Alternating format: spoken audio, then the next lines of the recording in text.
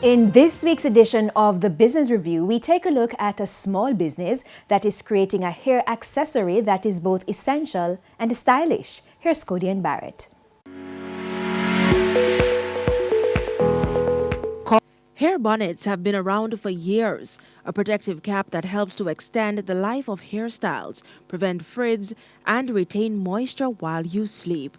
For founder of Melloy by Kiasher, Okima Martin, the beginning of this venture stemmed from having extra time on her hands during the pandemic, as well as her background as a sewing teacher. She started with masks, given its necessity, and then moved on to hair accessories after seeing one she liked. I was just having fun.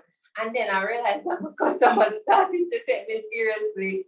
So basically, having fun and persons were buying, persons were interested, and a little fun became a whole business that I was not even planning or had in my intention.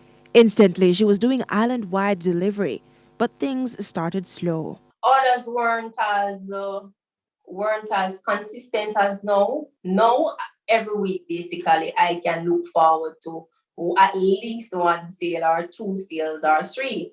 Not long after, she started doing international shipping, but the bulk of orders remain local.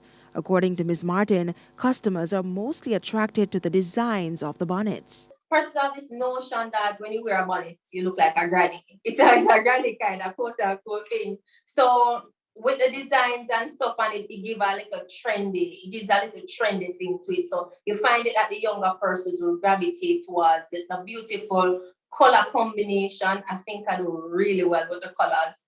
Also, with the designs, right, and how I apply them onto the bonnets, I think people really go for that. And although profits fluctuate seasonally, she aims to increase profits by making her hair bonnets more accessible to everyone.